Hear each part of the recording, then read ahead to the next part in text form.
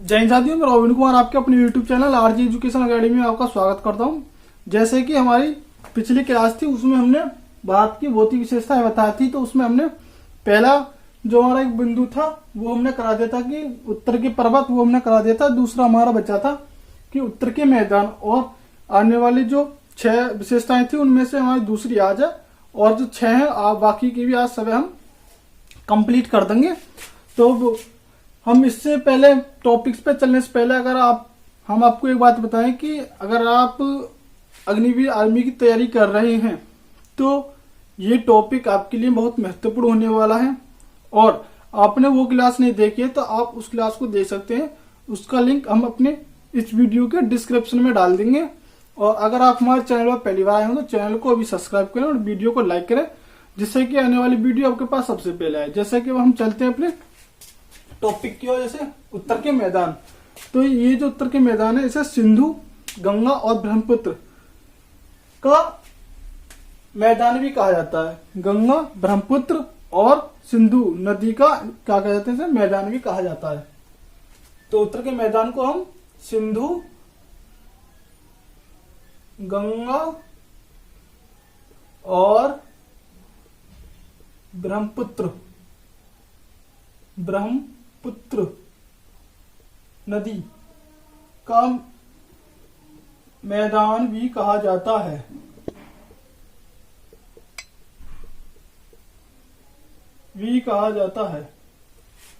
और ये जो मैदान है उत्तर के मैदान, ये नदियों द्वारा लाए गए अवसाद यानी कि सेडिमेंट द्वारा उनके जमाव के कारण इनका उत्तर के मैदान का निर्माण हुआ है। यानी कि तो दूसरा पॉइंट हमारा हो जाएगा कि नदियों द्वारा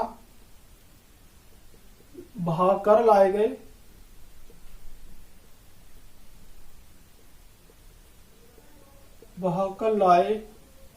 गए अवसादों के जमाव के कारण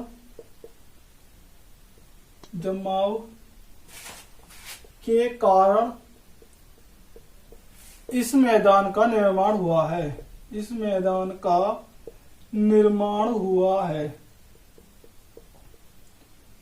नदी द्वारा बहाकर लाए गए अवसादों के निर्माण से हुआ है। और हम बात करें इसके प्रकार की, उत्तर के जो मैदान है इनके प्रकार कितने हैं। जो इसके जो प्रकार हैं, वो 4 प्रकार के मैदान हैं। नंबर 1 पे हमारा भावर। नंबर 2 तराई क्षेत्र। नंबर 3 बांगर। और नंबर 4 है हमारा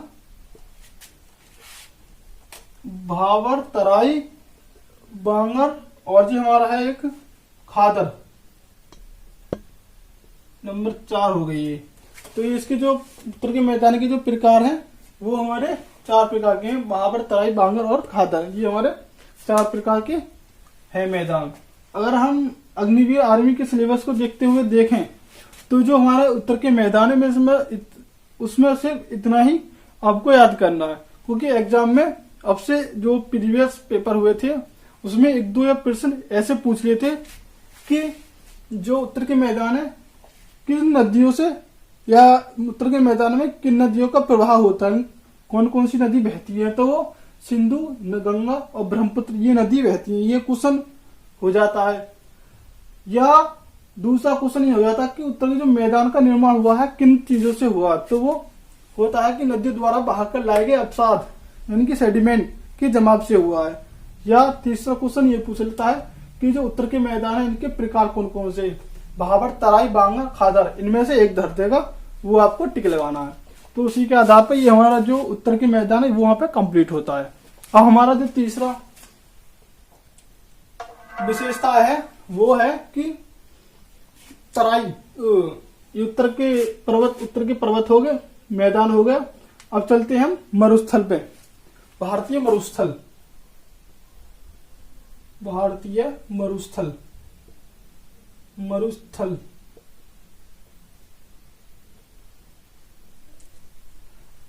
तो अगर हम इसकी मैप में स्थान देखेंगे भारतीय मरुस्थल कहाँ है, तो ये हमारे राजस्थान और गुजरात के कुछ कुछ हिस्सों में इसका दिखता है।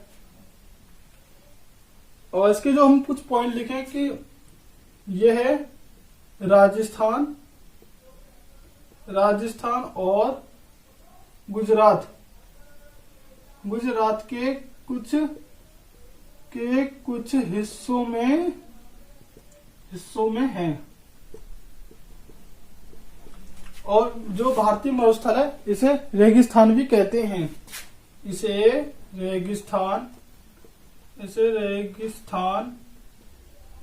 भी कहते हैं। और हम इसकी बात करते हैं तो इसे हम गर्म मरुस्थल भी कहते हैं। भारत में गर्म मरुस्थल कहते हैं, गर्म मरुस्थल यानी कि हॉट डेजर्ट कहते हैं। और अगर हम इसके बिंदु को अग्निवीर आर्मी के सिलेबस को देखते हुए देखें तो इसमें भी बस यही बिंदु काफी है जो आपके पूछ लेता है पेपर में। अगर हमारा अब चौथा जो भौतिक विशेषता है वो देखते हैं हम प्रायद्वीपीय पठार। नंबर 4 पर देखते हैं हम प्रायद्वीपीय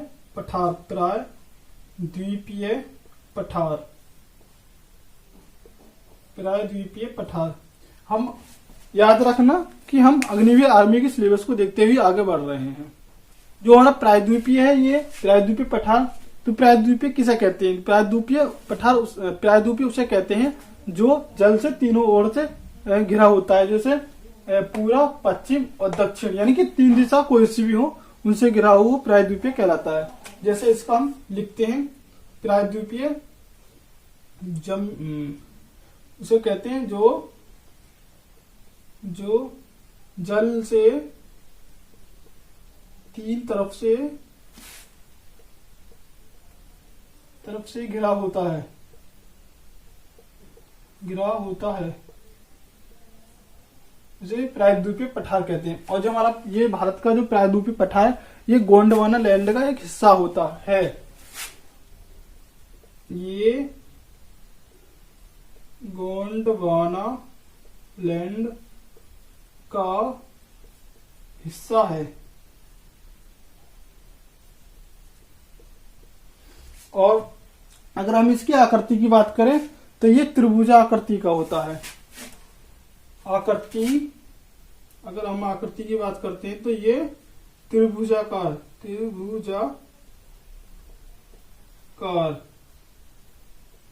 होता है। और हम इसकी बात करें, ये सबसे प्राचीन भू आकृति है।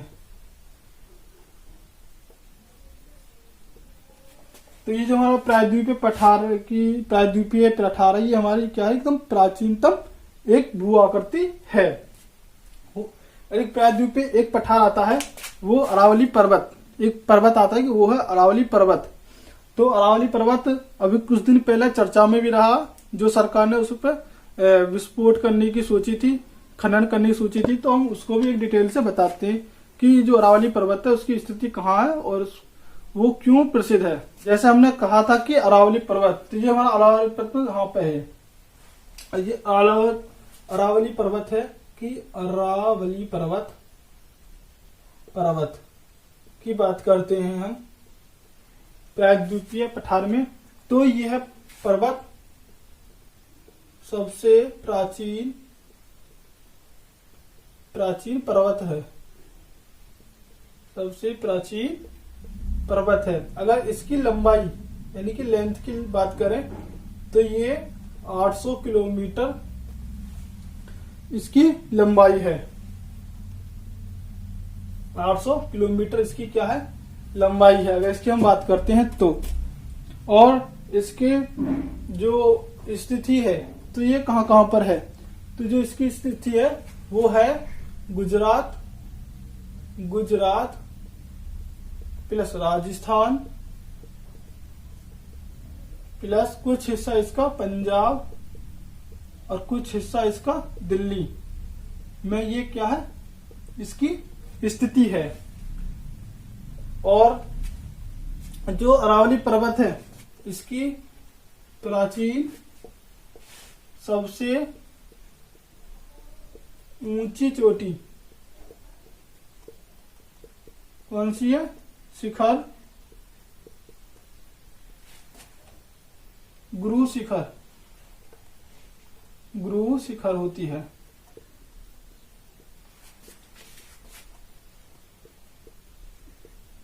अगर हम अब हमारे अरावली पर्वत में भी ज्यादा यही आर्मी में यही पूछ लेगा, उससे ज्यादा कुछ नहीं पूछेगा कि अरावली पर्वत की जो लंबाई है वो कितनी है, इसकी जो स्थिति है वो कहाँ कहाँ है, या इसकी सबसे ऊंची चोटी प्राचीनतम जो चोटी है वो कौन सी, तो ये गुरु शिखर है। बस इतना ही आपसे पूछ लेगा। अगर हम अब अगले जो भौतिक विशेषता है उस पर चलते हैं। हमारी उत्तर के पर्वतों मैदान हो गए, मरुस्थल हो गया, ये हो गए, 4 हो गए। अब हमारी चलते हैं प्रायद्वीपीय तटीय मैदान। 5वां चलते हम तटीय मैदान, नंबर 5 तटीय मैदान।